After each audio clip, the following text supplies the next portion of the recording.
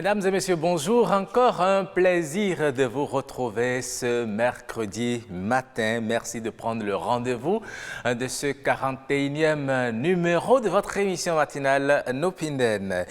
Quelques jours après le décès de mon mari, mes beaux-parents m'ont mise à la porte avec mes enfants alors que nous nous sommes régulièrement mariés. Ils se sont accaparés des biens que nous avons réalisés ensemble. Pire, ils ont tenté plusieurs fois de m'assassiner parce que j'ai saisi la justice. Ceci a le cri de cœur d'une veuve en détresse. Mais au-delà, il s'agit d'un phénomène qui se répand dans nos sociétés et sous plusieurs formes. C'est de ce sujet que nous parlons aujourd'hui avec des témoignages dans la rubrique « Et si on en parlait ?» Bienvenue donc à cette émission que j'installe avec les merveilles du Bénin.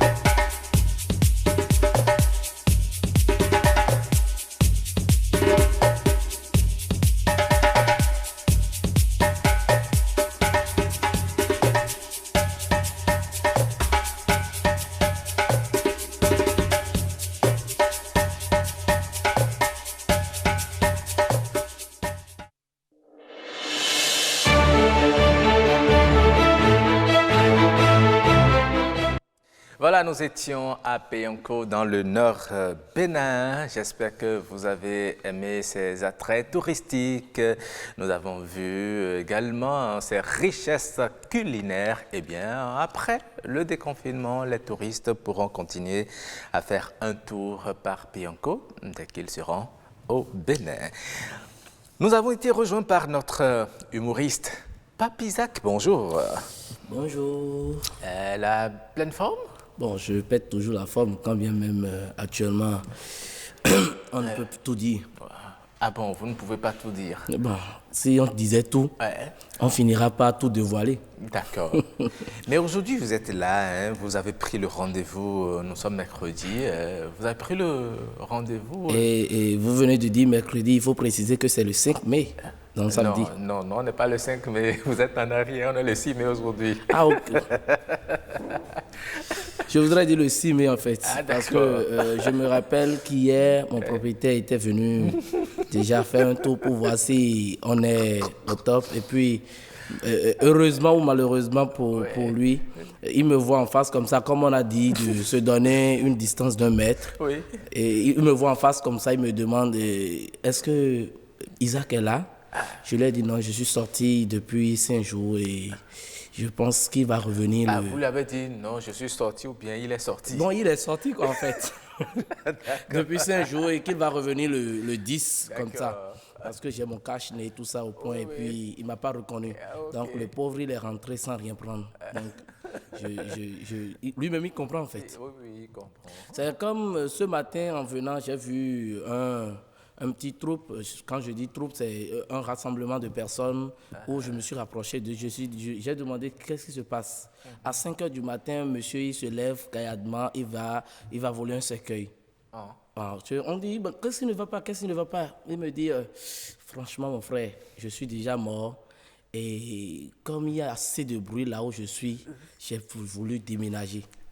Et tous on a couru, je suis venu ici. Donc, ça. il a envie de prendre quelque chose pour pouvoir, mais c'est ce qu'il ira voler. Ouais. C'est comme un autre monsieur qui, pas plus tard, ça fait déjà 10 jours comme ça, il a tout fait dans la République pour se faire connaître, il n'a pas pu. Il a tout fait, il n'a pas pu. Donc il a décidé maintenant d'aller voler un cadavre. Il a tout fait comment? Il a travaillé? Il a travaillé pour se faire connaître. Il est en train de voler. Il a travaillé pour se faire connaître, il n'a pas pu. Il a commencé par voler. Il a volé, il a décidé même qu'on l'attrape, on n'a pas pu. Et il a dû aller se faire un cadavre. Il est parti voler un cadavre. Et en allant, il avait une moto BBCT. Donc, il a attaché le cadavre derrière. En allant, la moto a eu une panne. Et il a décidé de réparer la moto. Il va déposer le cadavre contre un arbre. Il a commencé par gratter la bougie, il a pédalé, il a tout fait. Il a tout fait, ça ne marche pas. Il monte sur la moto, il tourne la moto, dit brakatam, pam. Arrivé à un niveau, il entend une voix qui dit... C'est comme si vous étiez témoin. Oui. Souvent les menteurs ne sont pas souvent témoins. D'accord. Il entend une voix qui dit, mon frère,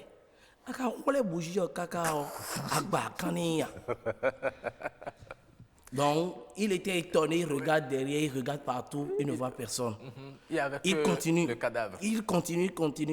Et le cadavre dit, mais je t'ai dit de Bakani là. Et qu'est-ce qu'il a fait? Il a été obligé de laisser la moto et le cadavre pour pouvoir continuer son chemin. Absolument. Sinon, il finira par... Merci beaucoup, Pape Isaac, de nous avoir fait rire un peu ce matin. Déjà, on va se retrouver à la fin pour encore... Tout à fait.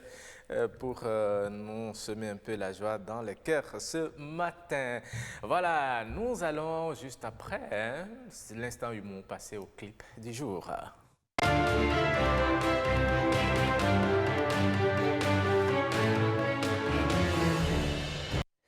Tololi, voilà, c'est le clip du jour qui nous accompagne aujourd'hui et vous savez déjà de qui il est. Et oui, vous l'entendez déjà en fond sonore. C'est un clip bien dansant, vous allez aimer. Il est de Sessimé. Je n'ai plus de problème, il n'y a plus de tabac pour moi. Je suis emportée, façon décalée.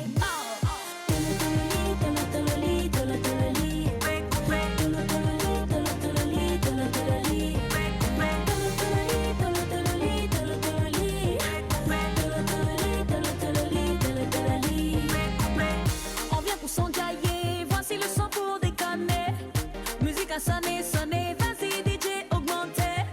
C'est le tololi, façon décalée. Musique à sonner, vas-y DJ, augmenter. Queremos dime, estima dime. Dosi somme, moving coming jicame. Queremos dime, estima dime. Dosi somme, moving coming jicame.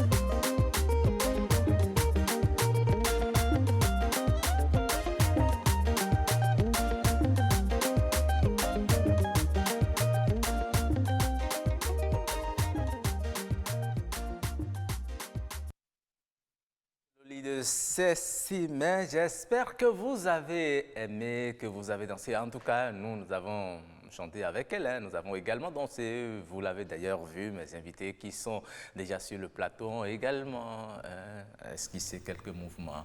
En tout cas, nous sommes dans la bonne humeur et c'est comme ça que nous conduisons cette émission. Nous allons installer à présent le plateau du débat.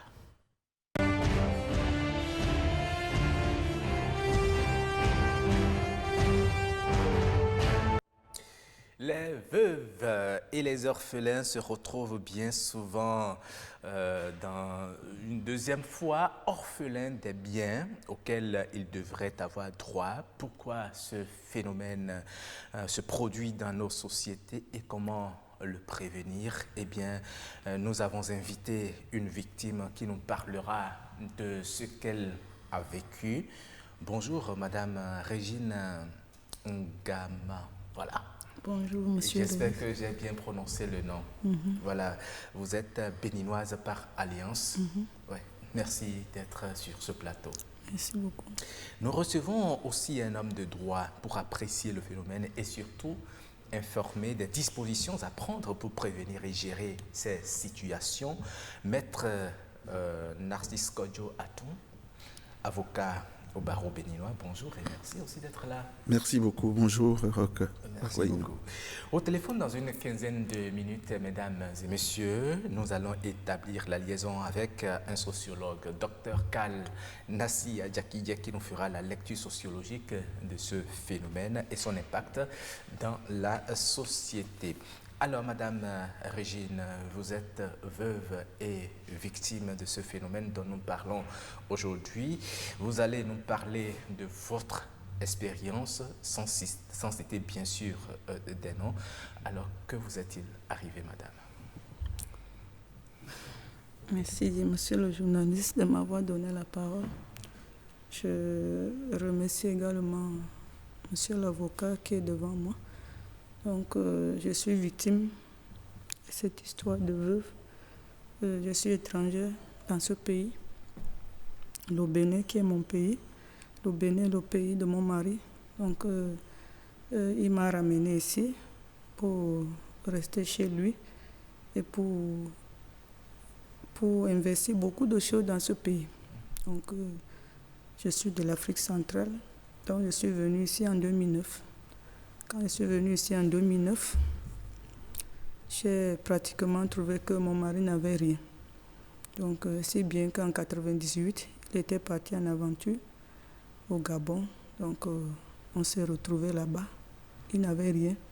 Donc, il est rentré au Gabon clandestinement pour aller chercher son petit bout de pain.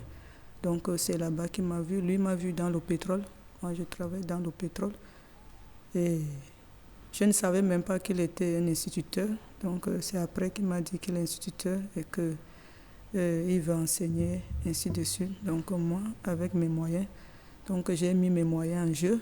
Donc, j'ai créé une école, là-bas, une école privée, au nom du complexe scolaire privé Les Marmots.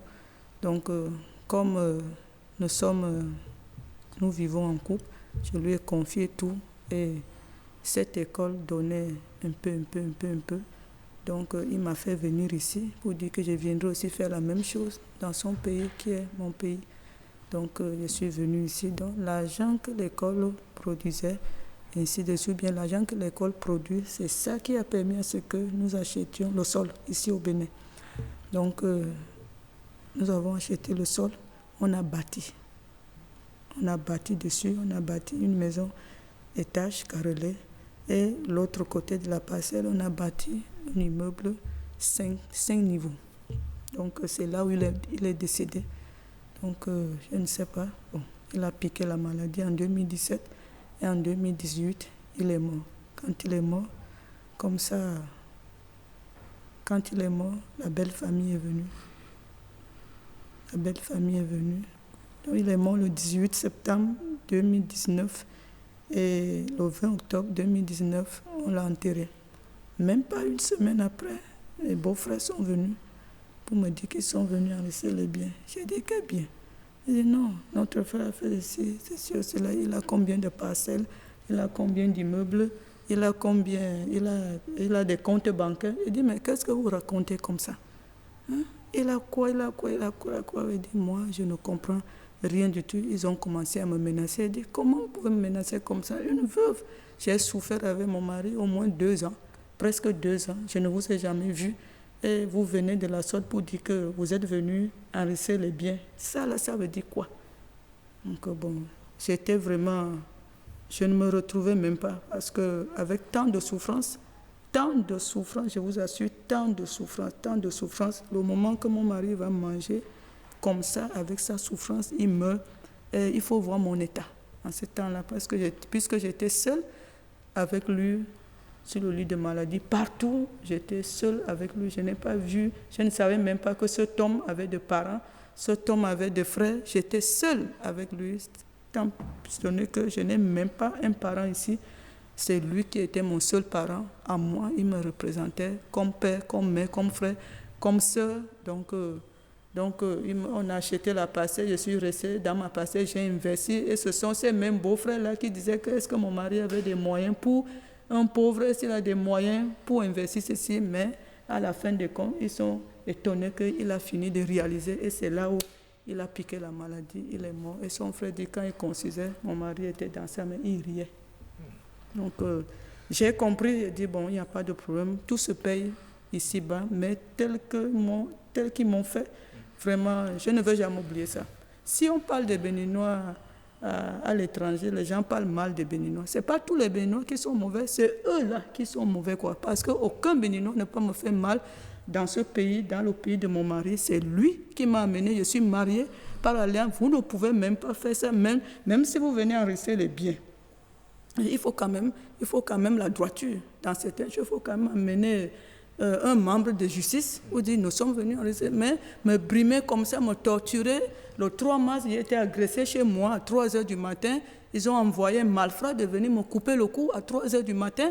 J'ai dit, mais c'est quoi? J'ai saigné partout. Je suis obligée d'appeler la police judiciaire. Ils sont venus au secours. Ils ont encore amené, le mois d'août encore, ils ont encore envoyé les gens encore pour venir me couper le cou dans la même maison. Là où il a dit, mais c'est pas possible avec mes 2 petits-enfants. Hein, en main. Donc, pour le moment, je suis cachée. Okay. Je ne suis même plus dans ma maison. Je suis cachée quelque part dans ce pays. D'accord. C'est une histoire assez émouvante qui donne la chair de poule. Absolument. Maître Narcisse Kodjo, vous l'avez écouté, vos premières impressions? Oui, non, je suis très ému. C'est une situation qu'il faut dénoncer, porter à l'attention de tout le monde. Ça existe, ça se passe comme ça, exactement comme Madame vient de le décrire. Elle a parlé de police. C'est ce qu'il faut faire. C'est-à-dire que nous vivons dans une situation où les gens sont dans l'ignorance. Je pense que nos traditions nous ont longtemps baignés dans un carcan qui consiste à consister que le bien d'un parent, c'est le bien de la famille. Et la famille, au sens large, on oublie la famille au sens restreint, le père, la mère, les enfants. Et on veut s'accaparer de tout sans savoir exactement comment les choses se sont passées jusqu'au décès. Et c'est aux autorités judiciaires, policières qu'il faut se référer. Et je dois conseiller à madame et à toutes les victimes de cette situation de ne pas rester chez eux, de ne pas rester renfermés sur eux-mêmes parce qu'ils vont mourir, madame, si elle reste chez elle. Elle a eu une drôle de chance. Voilà, déjà. Et il faut que la police soit vraiment harcelée, si on peut le dire. Voilà, que toute la situation soit mise en lumière pour qu'on ne puisse pas la laisser seule. Mais ce qui est bizarre, c'est que dans cette situation, il n'y a aucun membre de la famille qui puisse au moins venir dire « ayez pitié au moins des enfants ». Est-ce qu'on peut dire que c'est un complot familial qui est outré contre... Je ne sais pas, mais ce qui est à la base de ça, c'est l'ignorance. Les gens ne savent pas comment la loi régit cette matière. Ils se disent « c'est notre frère ». C'est ses biens, ça nous appartient. Ça appartient à la famille. La famille, et on ne pense pas une seconde à la progéniture du défunt, à sa famille, à sa femme, ses enfants, j'allais dire. Alors qu'elle est régulièrement mariée, Tout à fait. crois bien. Et il faut, sur ce point, marteler la loi, parce que la famille, au sens du code des personnes de la famille, c'est le père, la mère et les enfants, d'abord, principalement. Ouais. Et la loi régit cette matière de la succession. Quand un conjoint décède, eh bien, on a régi que les biens appartiennent à sa femme et à ses enfants. C'est ce que dit le code, Voilà. la loi. Les articles 630 et suivants du Code des personnes de la famille disent que, eh bien, un quart du patrimoine appartient à la femme, les 3 quarts aux enfants. Maintenant, s'il n'y a pas d'enfants, on pense à la grande famille, au père et à la mère du conjoint, en disant, bon, la femme prend la moitié et puis on leur affecte la moitié. Mais dans le contexte, il y a 2 enfants. Dans ce contexte-là, plus personne n'a rien. C'est la femme qui a 3 quarts, les enfants, la femme a 1 quart, les enfants ont 3 quarts. Et aucun oncle, aucune tante, aucun parent ne doit interférer dans ce dossier. décor qui est bien planté et que personne ne doit influencer. Alors, ce qu'il faut faire, madame, je pense qu'il ne faut pas vous laisser seul dans cette situation. Il faut que vous soyez sous garde policière, qu'ils soient convoqués. Les noms doivent être portés à l'attention des policiers. Ils doivent être persécutés. Ils doivent être déférés devant le procureur et ils doivent rendre compte. Si c'est une ignorance, il faut qu'on le... C'est déjà D'accord. fait. En attendant de nous dire les démarches que vous avez eu à faire dans le temps, nous allons nous tourner vers les citoyens pour leur demander ce qu'ils pensent aussi de ce phénomène qui a cours aujourd'hui dans notre société. Mede kuo ba me ton le na wa asuku si asi mele gumna do mi ayi le vide jiro ko ya gwelelo fiera hen asan no ai yiba monno eton au moins ya na we amonno eton sin mo ayen do no mi ton egbe blon ni kupira e boten ya fo eton ko vivo mi gbe mo boa zanto pe mi ton me ni asulo e ku wa si ori kwegbe o asuo si le na difference mo ni vile asuo nei asuo do nde singande kweton ponyunu na to nduku do vile poke aje kan me vile lo su yina yire yedele lo su bon yina to no rezan pere ka bo nei yire so e o wasu waje nde waji yo donc yina nyon de singa gérer bon.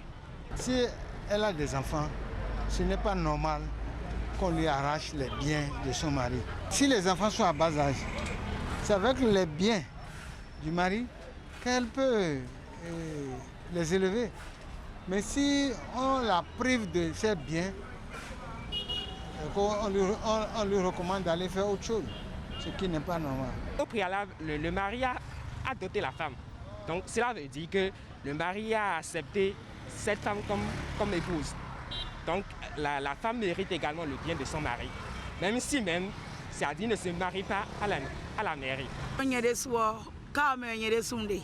Mais à suite de your pauvre and bodo poor, where they were chokua. Mais ye ka jomido, a family jomido. Kaka jednio, itaj ya suchedo. You know, your matagachi on your way yak video. In an amido sooner so difficult fileboa. Men cannot say game when on blomo. On ne se pas encore pincher le pot de Dion. À souton coup Dion. Oblo 25 ans. Soon caro bien. But soon carry whatever you soon. Cho de quoi. Yenentia. C'est bon d'une part. Peut-être la femme peut mal comporter envers les familles. La famille du monsieur. Hein? Là, si on réagit, c'est bon. Mais il y a d'autres parts. Et la femme, la femme ne dit rien aux familles et elle accapare tout. Ça aussi, c'est pas bon. Voilà, surtout la dernière intervention. Est-ce que ce n'est pas ça qui justifie aujourd'hui le comportement que nous voyons? On estime que la femme s'accapare de tout, alors que est-ce qu'en réalité, une part ne devrait pas revenir à la famille du défunt? Oui, la part ne pourrait, la loi l'a prévu, la part ne peut revenir, une part, c'est-à-dire la moitié ne peut revenir au père et mère et frères que lorsqu'il n'y a pas d'enfants. Voilà. Mais à partir du moment où il y a d'enfants, les enfants sont là pour vraiment prendre le patrimoine pour pouvoir évoluer. Il faut qu'il soit construit dans la vie. Et le travail des conjoints, des pères et mères est fait pour les enfants, pour leur évolution. Mais ce qui se passe là, et on l'a vu dans la dernière intervention, c'est que la famille considère, il y a une défiance naturelle entre la femme et le reste de la famille. On se dit, bon, si on lui laisse les biens, on ne va plus en maîtriser, peut-être qu'elle ira se marier, elle en a le droit. Donc elle va partir, la famille va perdre tout le bien. Mais c'est normal, ce n'est pas pour vous. C'est pas pour vous, parce que... Et puis d'ailleurs, madame l'a dit tout à l'heure, la famille ne sait généralement pas dans quelles conditions ces biens-là ont été consolidés, construits. Qui les a forgés. C'est peut-être la femme qui est là et pas l'homme qui est parti, c'est-à-dire, je veux dire, le conjoint survivant. Donc, je pense qu'un travail de préparation, d'éducation doit être fait à ce niveau pour que les gens soient conscients un peu de ce que la loi a prévu et s'y conformer rigoureusement. D'accord. Alors, madame, vous avez certainement mené des actions en direction de la justice. Avez-vous l'impression d'avoir été écoutée? Oui, après le commissariat, donc le dossier se trouve au niveau de la justice du tribunal. Donc ça a fait le coronavirus qui a un peu freiné les choses, sinon... Je passe à la barre avec le beau-frère en question, qui m'harcèle, qui a fait de moi de ce que je suis aujourd'hui. Donc, on l'a interpellé au niveau du commissariat pour nous écouter et autres là, parce que c'est ce beau-frère-là qui est vraiment à la tête de tout. Il connaît tout. Donc, c'est lui que j'ai vraiment piqué dans le groupe. Donc, il est venu et il a donné sa parole, j'ai donné le mien. Mais la justice, la police, les autorités ont dit non, ça ne se règle pas ici, on va au haut niveau là-bas. Donc il a fait son PV, j'ai fait le mien. Il n'a pas de preuves, donc moi j'ai des preuves, tout est avec moi. Donc on va partir. Donc nous sommes à ce niveau, quoi. D'accord. D'accord. Alors, est-ce qu'il y a, maître Aton, des lois spécifiques qui punissent, qui réprimandent les auteurs de ce phénomène? Oui, c'est-à-dire que déjà, il n'y a pas d'infraction spécifique, mais il y a les infractions classiques qui peuvent s'appliquer et permettre aux autorités policières de pouvoir sanctionner les auteurs de ces faits. Les biens appartiennent à la femme et aux enfants, c'est-à-dire pas la femme, le conjoint survivant, pour employer ce terme-là, le conjoint survivant et aux enfants. Alors, à partir du moment où les personnes qui ne sont pas propriétaires de ces biens-là s'y intéressent, on peut à tout le moins y voir le vol, le harcèlement, la persécution, les violences, parce que là, on est allé... Là, on parle de tentative de mort. C'est des infractions, c'est criminel. Donc, ces genres de faits génèrent beaucoup d'infractions qu'il faut porter à la connaissance des autorités policières. C'est à eux de voir la qualification appropriée et déférer ça devant le procureur pour que ça soit sanctionné. Je pense que les faits dont parle madame sont des faits qui peuvent aller jusque devant le juge d'instruction. Et il faut que chaque cas soit analysé, déféré aux autorités policières. C'est à eux de voir exactement dans quel cage il faut ranger cette infraction-là et la sanction à y apporter. Mais dans tous les cas, il faut rapidement saisir la police pour éviter des drames, parce qu'on en connaît malheureusement dans ces cas-là. C'est ça.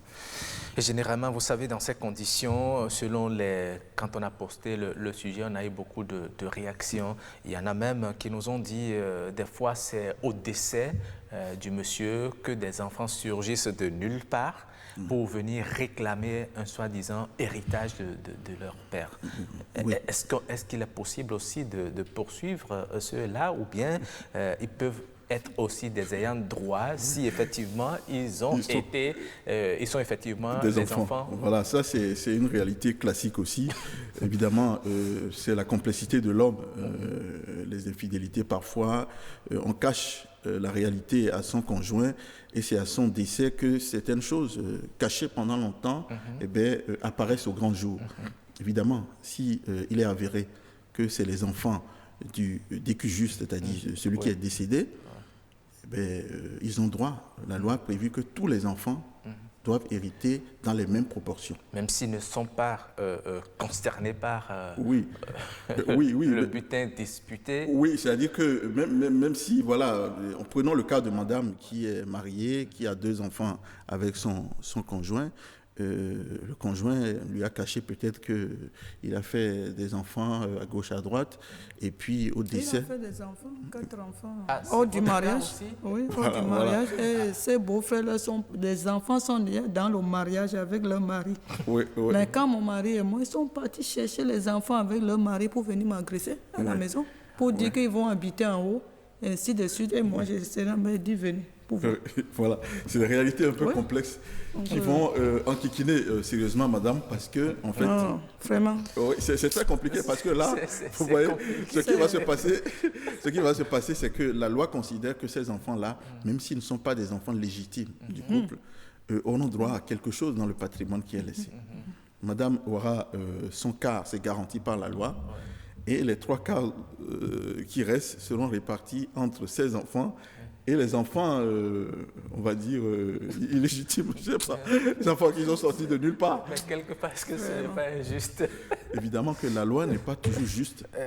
La loi n'est pas toujours juste, mais c'est la loi et puis c'est ce que les autorités vont appliquer. Évidemment, ça laisse beaucoup de préjudices psychologiques. Oui, mais est-ce qu'il y a un moyen de prévenir justement tous ces dérapages, tout ce que nous dénonçons là? C'est le testament. Ça, il faut se rapprocher des notaires qui sont spécialistes en la matière, qui vont te dire, voilà, tu peux mourir à tout moment, tu as une femme, tu as des enfants, alors essaie de consigner tes biens, de les répartir. Et si tu as des enfants clandestins, c'est mieux de les révéler.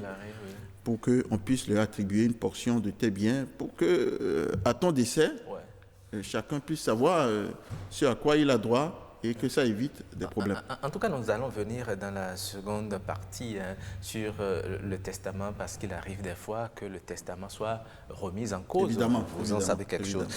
Nous sommes déjà en ligne avec le sociologue, Dr Karl Nassi-Adjakidje. Bonjour. Bonjour, monsieur Akpayo. Alors, nous parlons d'un... Oui, il vous salue également. Nous parlons aujourd'hui d'un phénomène qui prend de l'ampleur dans la société, les veuves et les orphelins qui se retrouvent dépossédés des biens de leur mari ou de leur père défunt par les oncles et des tantes. Comment expliquez-vous, en tant que sociologue, ce phénomène? Ok, merci pour l'opportunité que vous m'accordez à pouvoir parler d'un phénomène qui continue à être récurrent dans notre société. Si on doit expliquer un peu ce comportement que l'on observe généralement au niveau de nos communautés, au niveau des familles, on peut situer ça à 2 niveaux, sinon que ça prend son ancrage à 2 niveaux. Le premier niveau s'inscrit dans une suffisance d'un principe traditionnel qu'on appelle communément le principe des eaux intransmissibilité. C'est-à-dire quoi? Vous voyez, dans nos communautés, et souvent, puisque c'est un principe qui prend corps dans le droit traditionnel, avec ce principe-là, il est dit par exemple que la femme ne peut pas hériter de l'homme, parce que la femme est toujours considérée comme un corps étranger. Donc, juste un couloir de transmission, vous voyez. Donc, même si elle vient se greffer à une famille, on la considère toujours comme en griffe étrangère. Du coup, Caduc, à partir justement, du moment où il existe aujourd'hui un code des personnes et de la famille. Je suis d'accord et j'en viens, parce que j'ai parlé de 2 choses. Donc, en fait, au nom de ce principe caduc, vraiment, certaines familles se fondent sur ce principe caduc-là et au décès, justement, maintenant, du conjoint, et ils viennent s'ériger en héritier direct, alors que même dans la question de la succession, il y a un ordre. Ouais. Donc, eux, ils font fi de ce truc-là. Et au nom de ce principe, on décide que c'est les biens de notre enfant. Donc, il nous revient de droit en tant que famille de nous en accaparer. Et bien souvent, on le fait en dépossédant totalement la veuve et aussi les orphelins, ce qui n'est pas une bonne chose. Et la deuxième chose, et vous avez commencé déjà par en parler un peu, la deuxième chose ou le deuxième fondement de cette pratique-là, c'est la question liée justement à la méconnaissance totale des lois et notamment du code des personnes et de la famille. Parce que cette méconnaissance amène justement les membres de la famille à agir et à se mettre au travers de la loi, alors que la loi, elle est très claire, elle protège bien le conjoint survivant et les enfants qui sont d'abord les héritiers directs du défunt. Donc voilà un peu ce que je peux dire pour expliquer un peu ce phénomène social-là. D'accord. Mais pourquoi ça perdure? Oui, vous avez dit que c'est la méconnaissance du code qui régit désormais ces situations. Pourquoi ça perdure? Est-ce qu'au niveau de la société, il n'y a pas possibilité d'agir pour prévenir justement ces dérapages que nous constatons aujourd'hui? Oui, bien sûr, il y a des mécanismes. D'abord, vous savez, dans toute société, chaque société avait ses mœurs. Et bien évidemment, aujourd'hui, avec le brassage culturel et autres, nous devons pouvoir nous départir de certaines choses qui nous arrivent. Et la femme, aujourd'hui, jouit des mêmes droits que tout le monde. Le principe universel des droits de l'homme oblige donc, à partir de ce moment, on doit la traiter au même titre que les autres. Et donc, elle ne doit plus être reléguée au second plan dans notre société.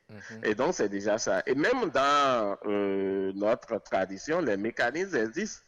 Mais, vous savez, des fois, l'intérêt prime sur le droit, des fois, ce qui n'est pas une bonne chose.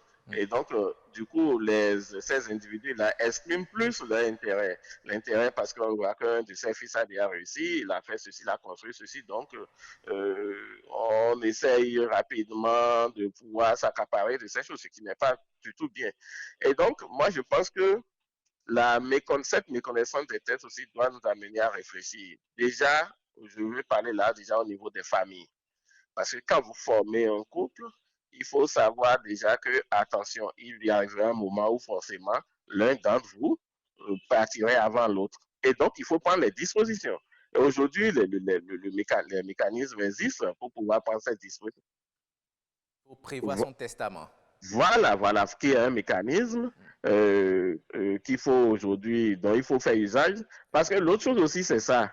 Il y a la question, vous voyez, dans les couples, il y a la question de méfiance. Du coup, l'homme se dit que si je donne tous mes biens à ma femme, peut-être demain, si je ne suis pas là, est-ce qu'elle n'ira pas se marier? Vous voyez, le même principe perdu, même quand on est même intellectuel des fois, de ces petits calculs qui n'arrangent pas en réalité la succession. Et donc, au lieu de prendre les dispositions de son vivant, on ne le fait pas et bonjour les dégâts après. Donc, je pense que le testament constitue quand même un élément très important, pour pouvoir déjà anticiper sur les choses. Il y a aussi la question de l'assurance vie qu'on peut faire aujourd'hui, pour pouvoir préparer déjà son après. Je pense qu'il y a d'autres mécanismes, les assureurs ou bien les juristes, l'avocat est aussi bien placé pour vous parler du reste des choses. Mais ce qui est important, c'est qu'il faut savoir qu'il y a la vie et il y a la mort. D'accord.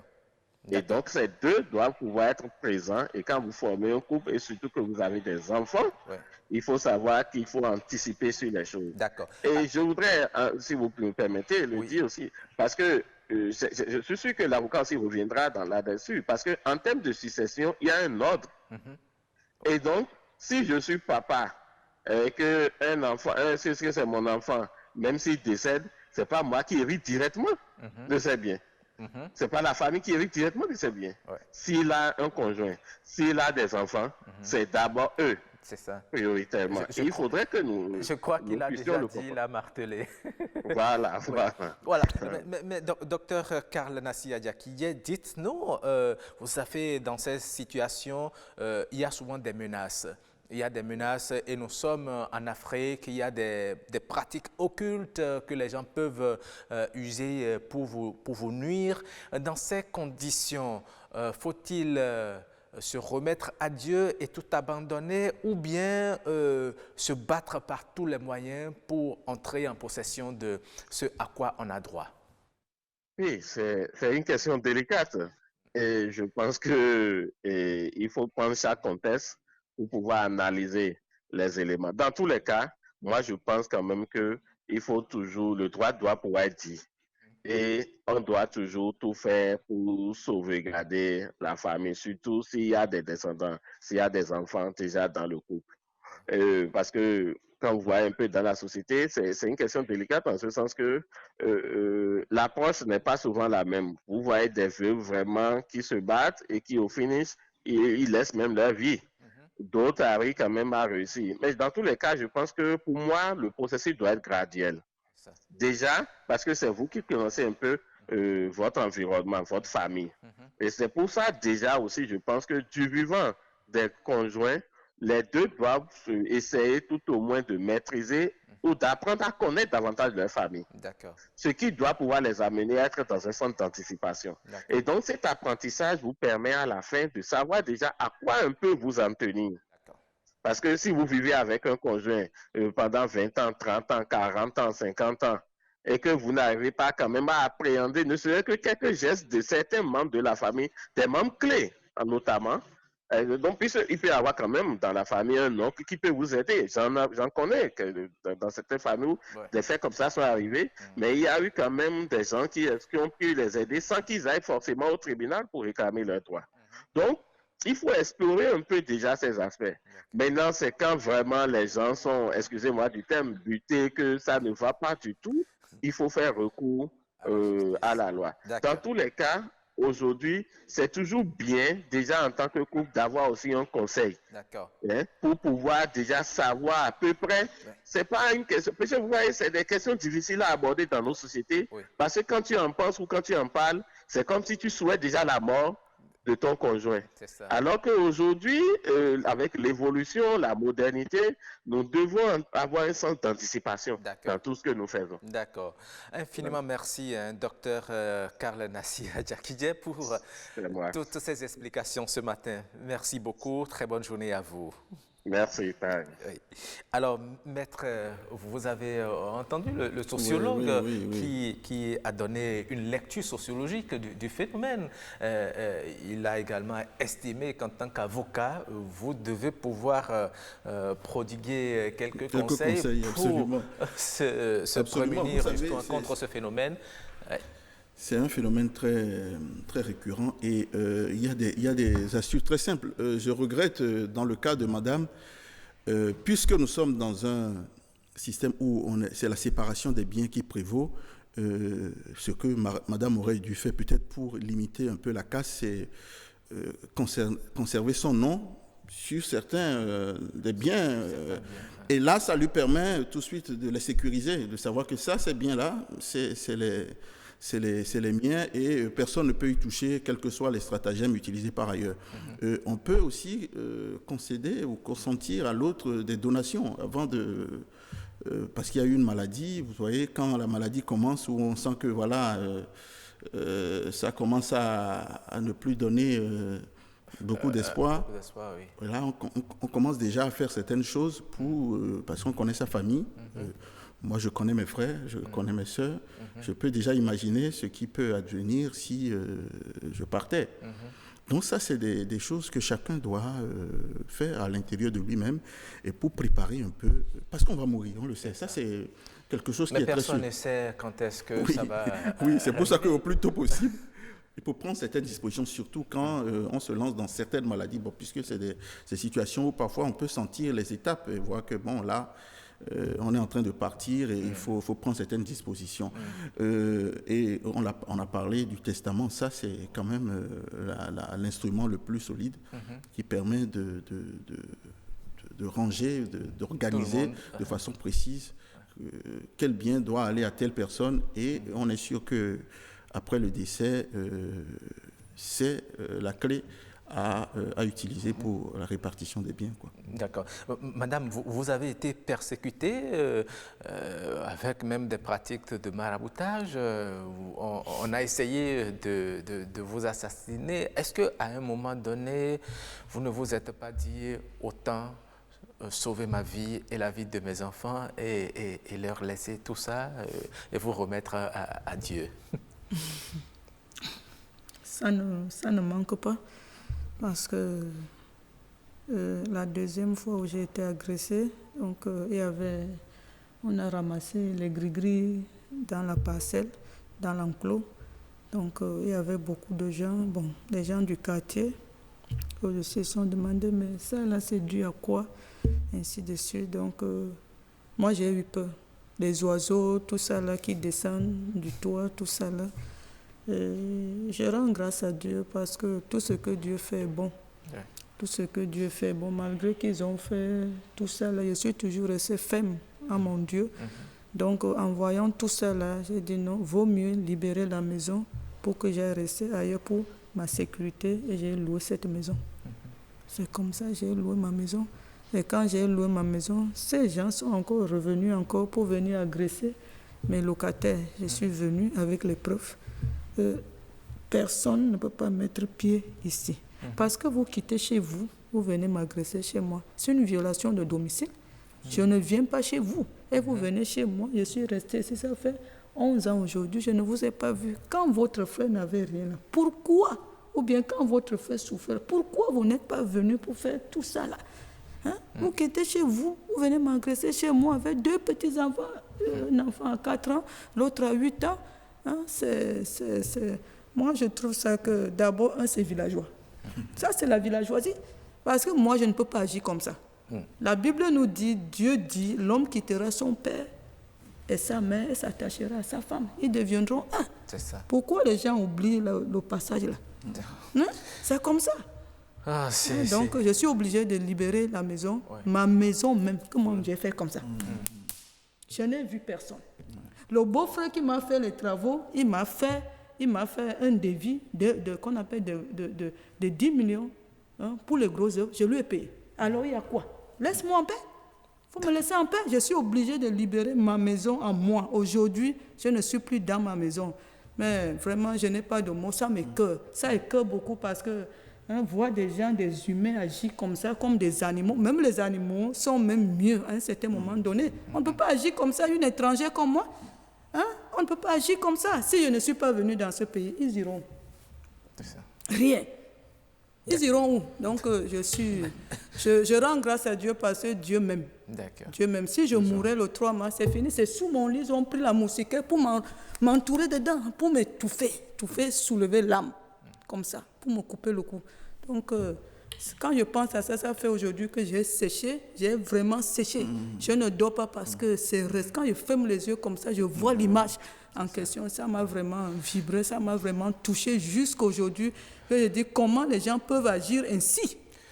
Donc ça m'étonne, ça me donne les frictions, la chair de poule. J'ai des tremblements parce que je tremble en moi. Même là où je suis, il faut que les gens m'encadrent. Même pour manger, me disent non, c'est pas. Même moi, je suis toujours sur la tête de mon mari. D'accord. Mais il va falloir un petit conseil, il va falloir recourir au service des psychologues aussi pour vous appuyer dans ce que vous vivez là. Nous allons partager 2 ou 3 messages des téléspectateurs avec vous. Il y a Karine Sonia Tcherpe qui a dit, par exemple, par rapport au sujet, et dit si l'homme connaît sa famille et sait qu'il y en a qui poseraient des problèmes à sa femme et ses enfants, il doit les protéger en mettant certaines réalisations au nom de la femme ou des enfants et éviter de tout dire à la grande famille. Dans ce cas, heureusement, la femme a les moyens, qu'elle s'en remette à Dieu et qu'elle se reconstruise. Ce qui est sûr, ils n'emporteront pas les biens dans leur tombe. Et s'ils vendent, ils auraient dépensé l'argent que leur problème ne sera pas résolu. Voilà ce qu'elle dit. Et il y a une autre dame, Ashley Hanesi, qui dit je pense que c'est la femme et les enfants que si la femme et les enfants doivent être en sécurité suite au décès de l'époux, cela tient en grande partie à ce dernier de son vivant. Quel est le lien, le rapport qu'il entretient avec sa famille? N'importe qui de sa famille peut-il se lever et venir lui rendre visite ou siéger chez lui selon son bon vouloir? Les membres de sa famille ont-ils l'habitude de s'ingérer dans les affaires du couple et juger la femme ou lui dicter sa conduite? Eh bien, si ce genre d'accès n'était pas donné aux membres de la famille et que le mari a toujours été rigoureux quant au fait qu'il ne faut pas s'ingérer dans sa famille, s'il a pu maintenir une distance de sécurité et que peut-être même personne ne peut dire avec précision la couleur de son portail ou de sa cour, j'ose croire qu'à son décès, très peu oseront s'approcher. Il aura montré que sa femme a de la valeur pour lui et que personne ne peut la défier de son vivant. Voilà donc la réaction de cet internaute par rapport à ce sujet. Est-ce que, madame, du vivant de votre époux, est-ce que la famille vous rendait visite régulièrement? Bon, est-ce qu'ils étaient mélangés à vous? Comment ça se passait? Ou bien il y avait une distanciation? Quand mon mari souffrait, ou bien... Non, quand vous êtes venu au Bénin, vous avez réalisé tout ça là. Est-ce que vos beaux-parents venaient vous rendre visite, restaient oui, tout à là? fait. Tout à fait, parce que quand je suis venu ici au Bénin en 2009, j'ai fait 5 ans de location dans ce pays avant d'acheter la parcelle pour aller chez moi. Donc, ils étaient là, même le mariage et autres là, ils étaient là tous. Donc, ils me connaissent bien et ils savent que ces biens-là, grâce à moi, ces biens-là sont là. C'est à cause de ça, quand mon mari souffrait, il disait qu'il ne peut pas faire le testament. Lui ne peut pas faire le testament. C'est quelqu'un qui, quand il dit oui, c'est oui, et quand il dit non, c'est non. Il dit il ne voit pas un membre de la famille qui peut venir me dire quoi que ce soit en sachant bien que c'est moi, c'est bien là, c'est moi qui lui ai... Il leur faisait confiance. Oui, c'est moi-même. C'est moi qui lui ai donné ces biens et je me suis caché parce qu'on dit derrière un homme, il y a un adage qui dit derrière un homme se cache une grande femme. Ouais. Moi, je me cache derrière mon mari et je lui mets devant. C'est ça qui a fait qu'il dit il ne peut pas me faire le testament. Il ne peut pas. Parce que je lui ai dit, fais, il dit jamais, je ne peux pas. Mais malheur à cette personne qui va te faire du mal. Parce que même là, ils savent que c'est toi. C'est toi. Si j'avais les biens quand tu étais venu dans ce pays, tu vas rentrer directement dans ma maison. Mais tu as fait 5 ans de location dans ce pays. C'est ça. De 2009 en 2014, je suis parti chez moi en 2014. En 2018, il est mort. Même pas 5 ans. Ça veut dire que lui-même... Pourquoi investir comme ça? Lui-même faisait confiance en ses parents. Il ne savait pas qu'ils allaient réagir comme ça. Oui, il dit non, eux, tous sont déjà grands. Tout le monde a son foyer. Qui peut quitter son foyer pour venir m'agresser chez moi pour me dire quoi que ce soit? Eux-mêmes, ils savent que là, c'est chez moi. La maison même porte le nom de la langue de mon pays. C'est ça, c'est écrit sur les carreaux. Alors, il a dit, lui ne fait pas le testament. Il ne fait pas. Il ne fait pas. Il ne peut pas faire le testament. Il ne veut pas. Il aura commis une erreur monumentale, n'est-ce pas? Oui. C'est comme on le dit, oui, la confiance, mais ça n'exclut pas de prendre des dispositions. Il le faut absolument. Les dispositions légales sont prévues pour être prises, pour protéger. Parce que, évidemment, quand on part, personne ne sait ce qui advient après. Et c'est très important. Le sociologue l'a dit tout à l'heure, certains se disent, bon, il ne faut pas penser à la mort. Parce que faire le testament, c'est dire que oui, tu appelles toi-même la mort. Mais non, c'est pas ça, puisque la mort, c'est une certitude.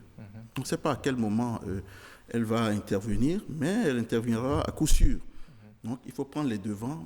Parce qu'aujourd'hui, il faut aller au tribunal pour voir les cas dont parle madame sont légion. Oui. Et vous avez parlé tout à l'heure des gris-gris, des réalités de chez nous sont sont mises à contribution. Et ça détruit énormément de vies. C'est ça. Et c'est surtout les enfants qui sont perdus. C'est ça. Et qui, alors que le DQJUS avait un patrimoine gigantesque, se retrouvent totalement démunis. Donc, c'est des dispositions à prendre.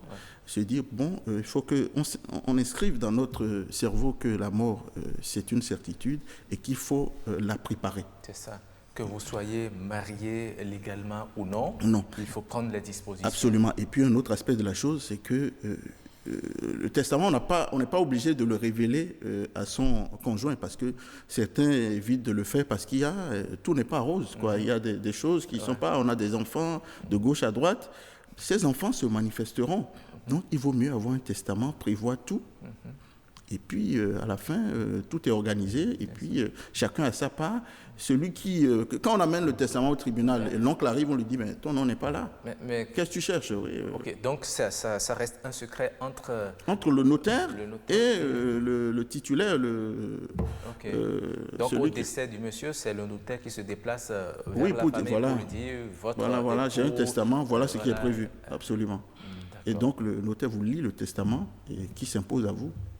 D'accord. Il s'impose à vous maintenant, vous l'avez dit tout à l'heure, il y a parfois dans le testament des contestations parce que tout le monde n'est pas logé à la même enseigne, parce que le principe c'est la rigueur. Parce que admettons que monsieur avait fait ce testament et avait donné une grande partie de ses biens à ses enfants qu'il avait eu pas avec madame.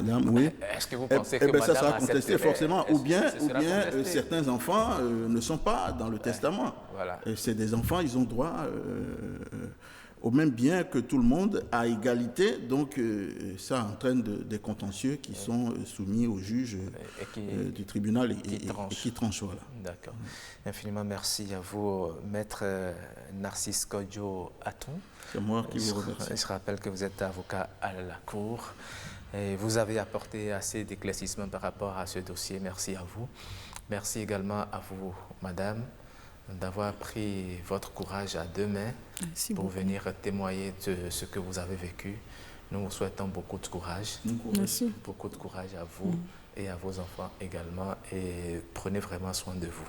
Merci beaucoup. Merci beaucoup. C'est la fin de cette rubrique « Et si on en parlait ?»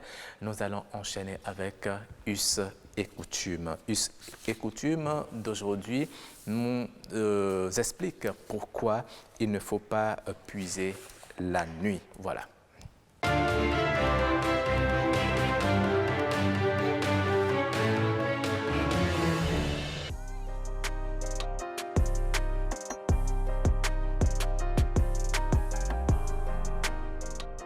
Les forces, surtout terrestres, les gnomes, viennent de sous terre, dans les magmas, ils vivent là-bas, dans les strates, et par degrés. Et les forces de la terre font partie des forces sans cœur.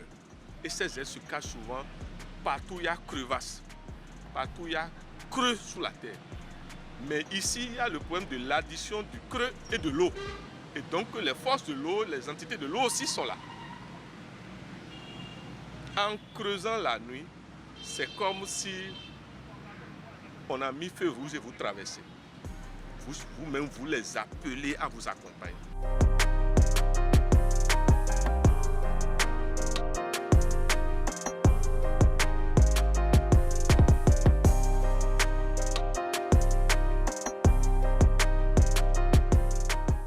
Celui qui ou celle qui a creusé et va se laver même encore, et puis va se laver dans la nuit noire avec du savon blanc, celui-là attire les forces de la nuit.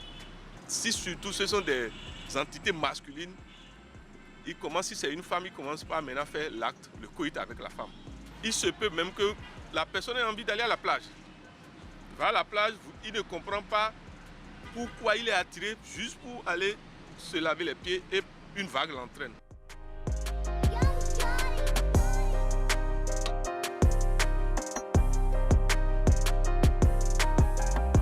L'ignorance n'est pas permise, nulle part sur la terre ni dans les autres mondes. L'ignorance n'est pas permise. Le devoir de tout gouvernement, de toute autorité, c'est de cadrer les sachants pour que les sachants partagent la connaissance. Que vous ayez conscience ou pas, les invisibles existent. Et il faut connaître leur code de vie, comme nous aussi on a notre code de vie. Mais la plupart du temps, c'est l'irrespect qui les attire. Il faut maintenant que les canaux de communication soient plus diversifiés, afin que les parents aussi soient d'abord instruits. Aujourd'hui, nous avons des gens qui ont des enfants et qui ne maîtrisent même pas encore le BAB de la tradition ou de l'enseignement mystique.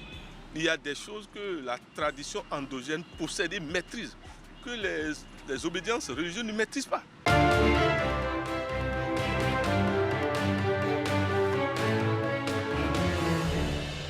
Voilà pourquoi nous interditons de puiser de l'eau la nuit. Eh bien, vous avez eu les explications avec le métaphysicien Amoussa Rahimi.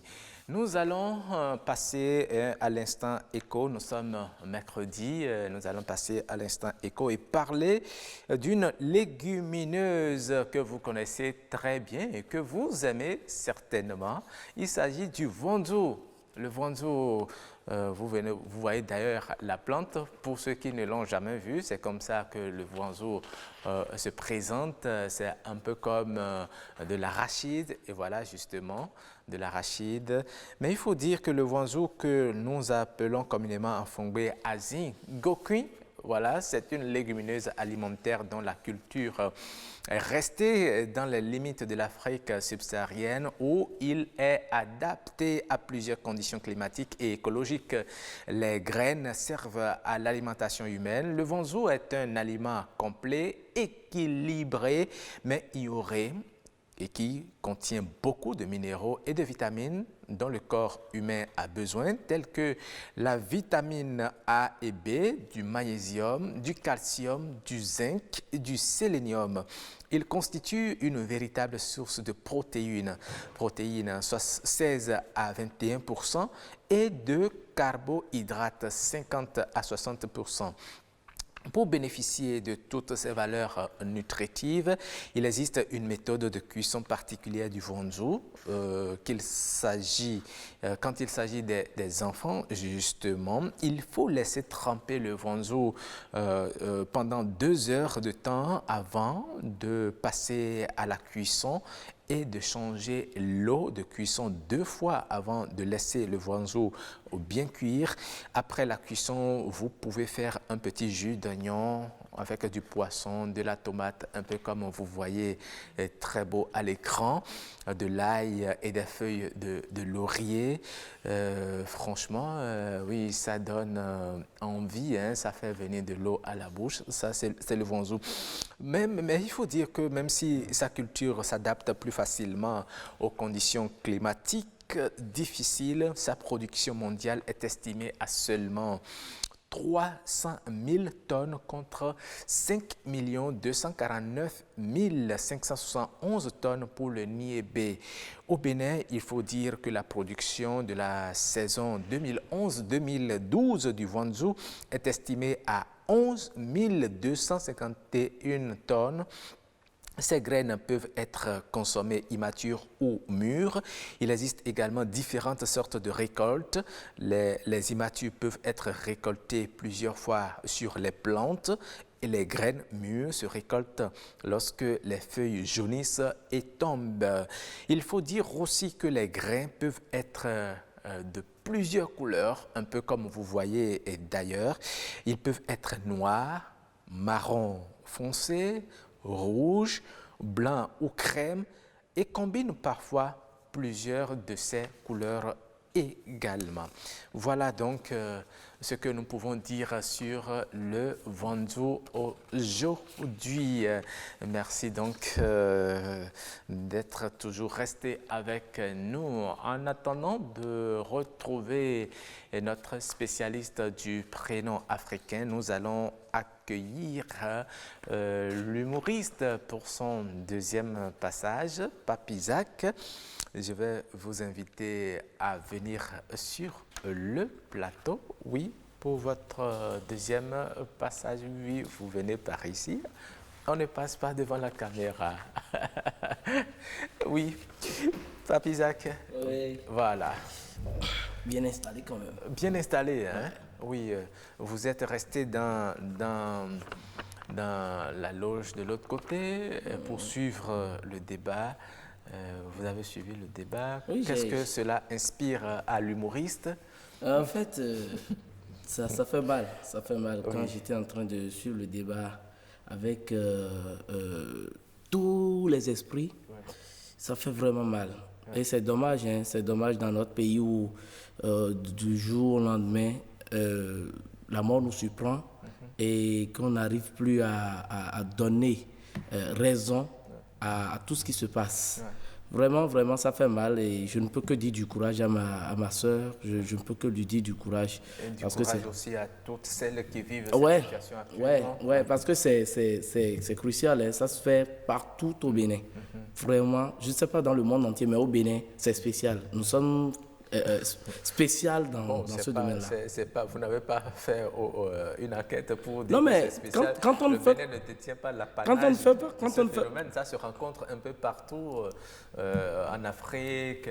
Voilà. Non, mais quand je dis ça, c'est peut-être aussi quand je fais référence à ma famille, tout ça. Comment ça se fait dans ma famille, tout ça. Okay. Donc, je pense que quand bien même aujourd'hui, on est en train de parler de ce phénomène, et il faut que la jeunesse puisse prendre conscience et savoir que c'est ce qu'on fait soi-même qui devient sa patrimoine.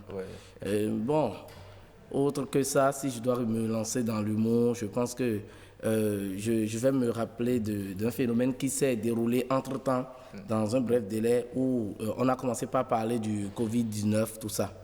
Mon voisin, lui, il sort régulièrement. Il va en France, il va en Amérique, il va dans beaucoup de pays. Malheureusement ou heureusement pour lui, il était là-bas quand le phénomène de Covid-19 a commencé et il a tout fait pour revenir au pays. Étant revenu au pays, il y a des mesures qui sont prises, surtout la mesure de quarantaine.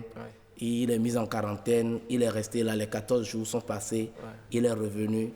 Quand il est entré dans sa chambre, le premier son qu'il a joué, c'est le son de l'autre là. De qui? Quand je pense à mon passé et voir tout ce que j'ai traversé, je mets genoux à terre pour rendre gloire à Dieu. Il a joué ce son jusqu'à un moment où il a compris que bon, ses revenus sont en train de finir. Il a commencé par jouer le son d'un ami, d'un frère là, et qui dit nous po, nous po, nous po, nous po, nous po, nous po. Nous podons, nous podons. Comment il s'appelle déjà cet artiste? Don Amos. Don Amos, très bien. Et bon, quand il a commencé par jouer ça, je me dis souvent qu'il est en train d'espérer. Mais finalement, on a constaté que bon, actuellement, bon, sans le dire, hein, mais il fait part de cela pour pouvoir survivre. Et quand il rentre dans sa chambre, il joue le son de Nicanor là. Fini min coche, Adjalon fini min coche. Mais le jour où il a joué ça pour la première fois, je l'ai appelé, je lui ai dit que bon, c'est après le confinement et après qu'on ait trouvé une solution au Covid-19 qu'on va finir par se rappeler de lui. Ah oui, ça fait rire. Oui, bon, c'est vrai, vous savez, les artistes sont là pour nous donner aussi du courage. Hein. Oui. Lorsque vous écoutez leurs morceaux, ils véhiculent des messages d'exhortation, courage, des messages de sensibilisation, tout et tout. Oui, c'est pour ça, moi je vais demander... Lorsque vous vous retrouvez dans des situations de détresse, vous pouvez les écouter pour pouvoir évacuer les soucis, tout ça. Et même en ce temps même, je demanderai à tous les Béninois de jouer le son de l'autre là, qui dit « Ma vie est dans tes mains ». D'accord. Nous allons nous confier au Seigneur pour pouvoir nous en sortir. D'accord. Ok, merci beaucoup. Hein. Merci à vous, Pape Isaac, d'être passé. Nous allons à présent recevoir l'autre spécialiste des prénoms africains de la semaine. Il est déjà là, Tibius Soronkiala. Vous pouvez venir sur le plateau, vous lui cédez votre place. Oui. Prénom africain juste après ceci.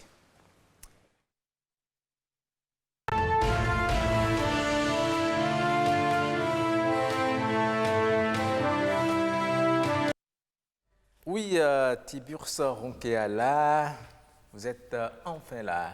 Oui, alors que je suis là. Oui, vous êtes là. Enfin. Vous êtes enfin là. Je suis là. Oui, vous nous avez donné un peu de la trouille là, mais bon, vous êtes là finalement. Bonjour. Bonjour, Rock. Oui.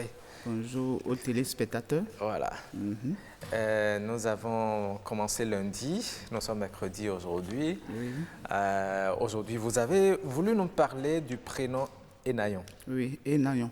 Enayon. Mais c'est un prénom fond, non? Enayon. Enayon, c'est bon. Entre le fond et le goût, il y a une similitude. Ouais.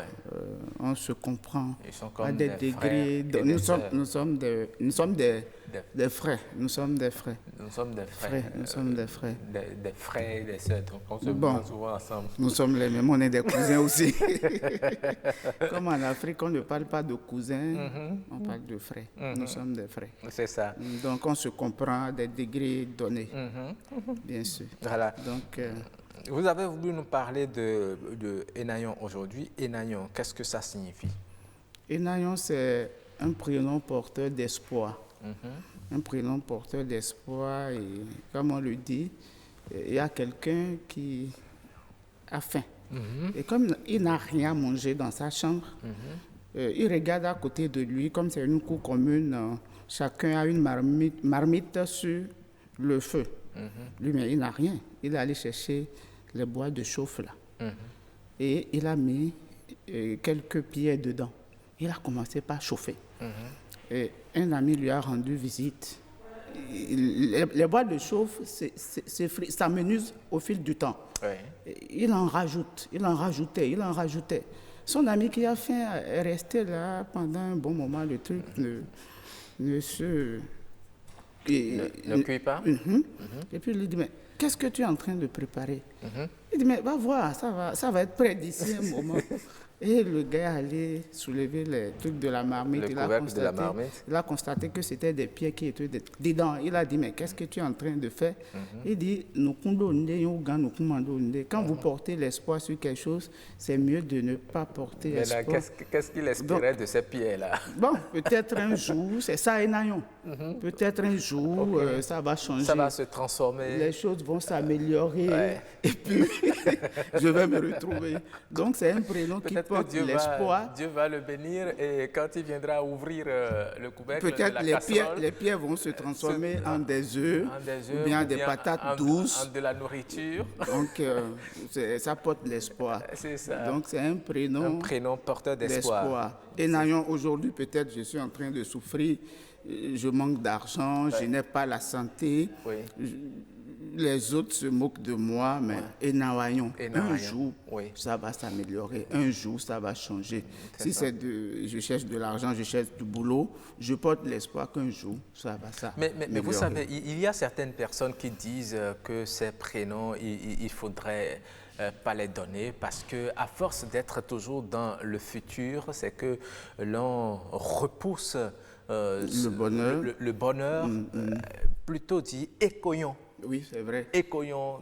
Et là, on sait que oui, on affirme, vous savez, le verbe.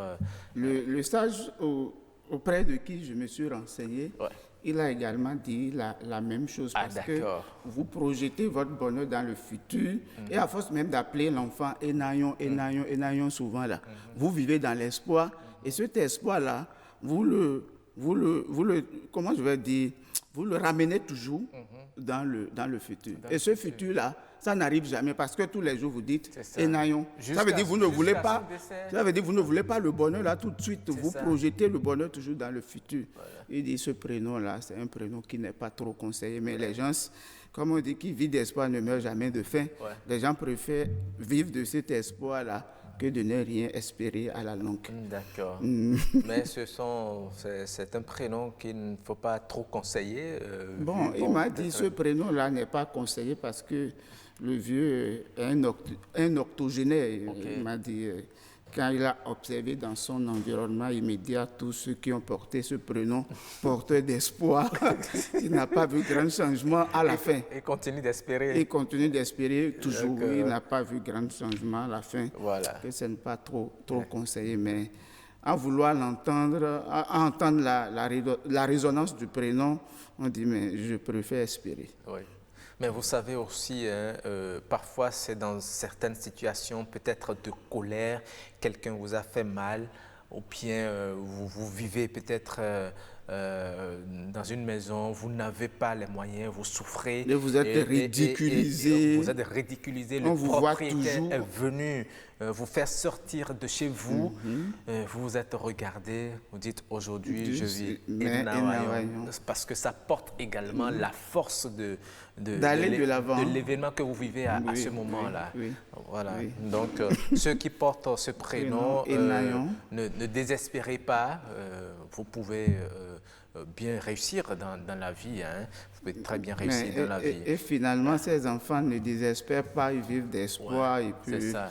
Ils ne se découragent pas. Ils ne se découragent pas. C'est des gens qui sont un peu libres dans la tête, ils sont sans problème. Ils ne sont pas complexés, au fait. Voilà, parce qu'ils savent que ce qu'ils vivent aujourd'hui, peut-être demain, ça va changer. Absolument. Ça va changer. Absolument. Oui. Mais merci à vous, Tiburce. C'est moi. Tiburce, merci. C'est moi. Oui, nous allons passer à la capture. La capture pour voir l'image d'aujourd'hui. Capture.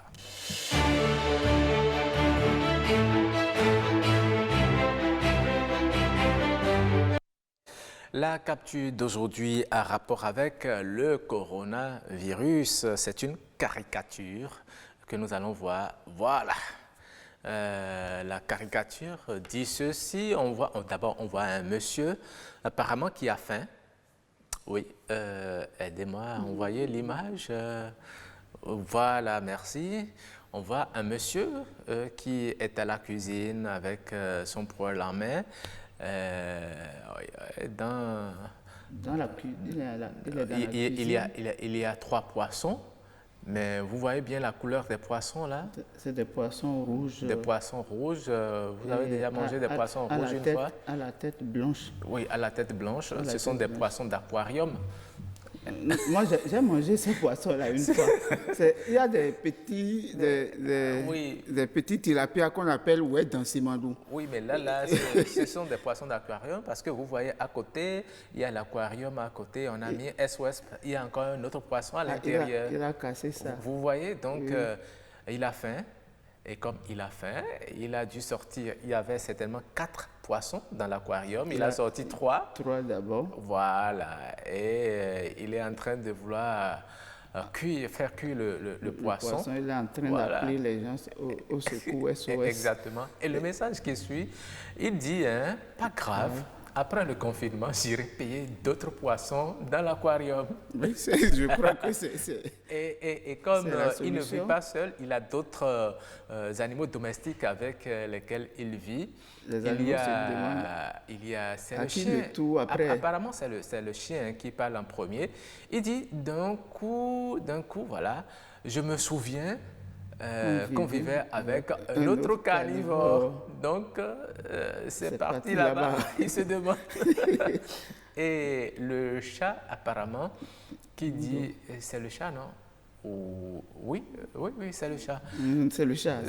C'est le chat qui dit, amigo, je pense qu'il est temps de prendre la tangente. Sinon, ce sera bientôt votre tour.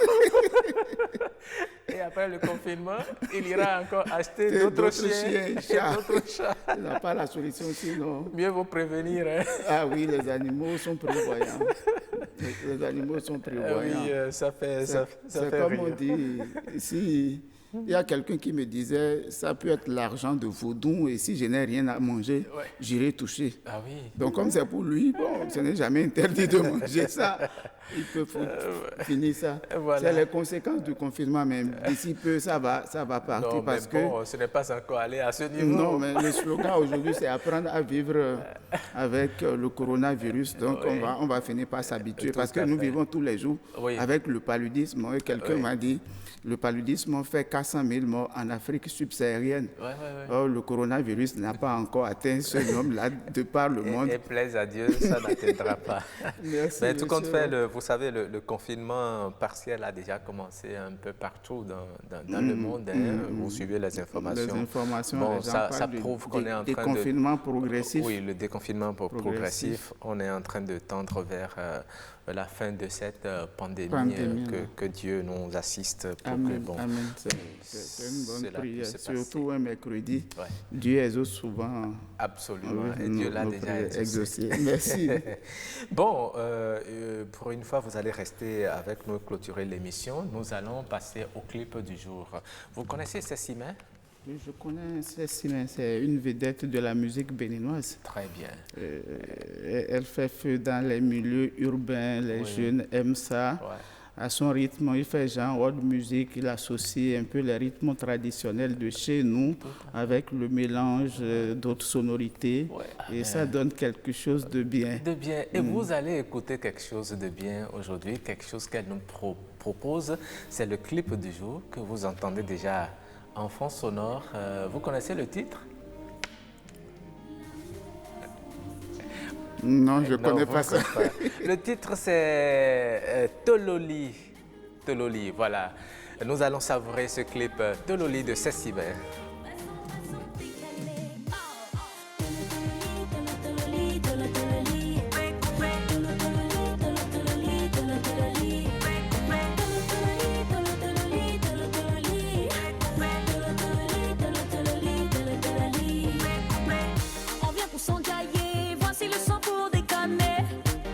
Sonner, sonner, vas-y DJ augmenter.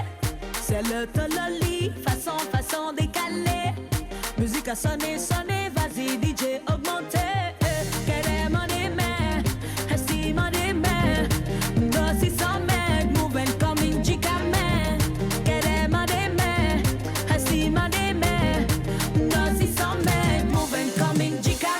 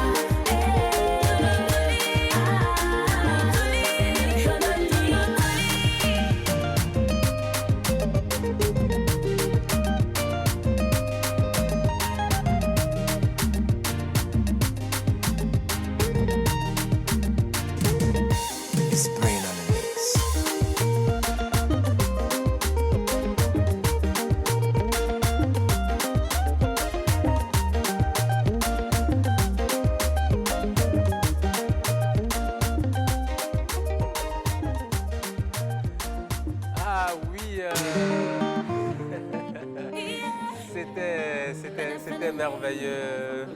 Ça fait du bien. Ça fait du bien de danser un beau matin comme ça. Et c'est dans cette ambiance musicale que nous allons mettre un terme à cette émission. Je remercie les chefs d'édition Agnat Bello et Julie Singbo qui nous ont choisi ce clip de 16 mai. Oui, Marcel, je vous dis merci aussi. Et merci à toute l'équipe de réalisation Calvado qui est sur la caméra. De l'autre côté également, je salue tous les techniciens. Merci beaucoup. Je vais vous laisser continuer à savourer cette belle mélodie de 16 mai. Nous allons vous dire au revoir et à mercredi prochain à 6h30. Au revoir.